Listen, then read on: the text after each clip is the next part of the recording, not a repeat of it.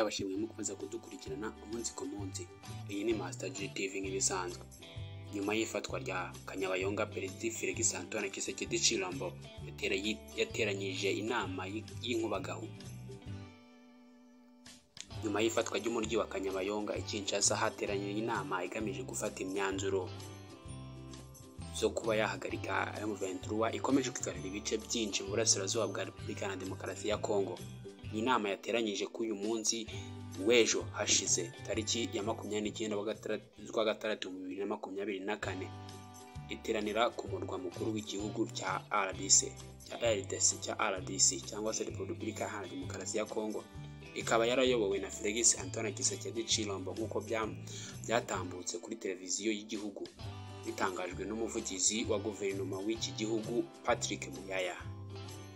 Iyi nama yitabiriwe n'abakora mu nzego z'umutekano, abasirikare bakuru b'abofisiye ndetse n'abaminisitiri. Uko byatangajwe n'uyu muvugizi wa guverinoma Patrick Muyaya, yavuze ko iyi nama yayobowe na Perezida wa Repubulika kandi ko yari igamije kurebera hamwe icyakorwa kugira ngo igisirikare cy'iki gihugu hamwe n'abagifasha bahagarike abarwanyi ba M23 badakomeza kubohoza ibindi bice byo mu ntara ya Kivu ya ruguru. Ni mu gihe aba barwanyi b'umutwe bakomeje gufata ibindi bice ku muvuduko udasanzwe nyuma yo kwigarurira umujyi wa Kanyabayonga uwo bigaruriye kuwa gatanu tariki ya 28/6/2024. M23 yakajije umurego wo kubohoza ibindi bice nyuma y'iminsi ibiri gusa. Minisitiri w'intebe w'iki gihugu Judith Suminwa yari yatangaje ko ingabo ze ziri kongerwa imbaraga kugira ngo zihashye aba barwanyi ba M23.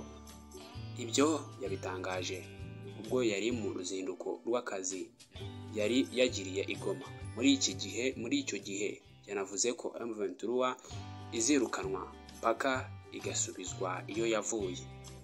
Ibyo bibaye mu gihe M23 nanone ejo kwa gatandatu yafashe utundi duce two muri teritwari ya Rubero nk'ahitwa Luofa, Kayina ndetse na Kirumba yo muri teritwari ya Rubero. Ndetse kandi uyu mutwe wafashe n'inkambi y'igisirikare yari ingenzi ku ruhande rw'ingabo za leta Iharanira Demokarasi ya Kongo, iyitwa Kasando, uherereye mu ntera y'ibirometero 12 uvuye muri Kanyabayonga.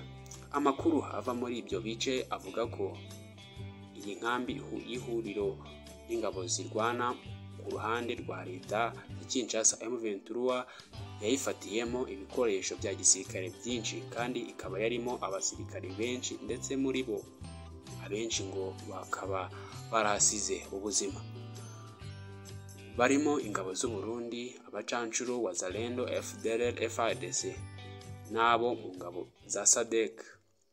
Ibi bikaba bikomeje kujegeza bidasanzwe ubutegetsi bwa Felix Antoine Tshisekedi Tshilombo.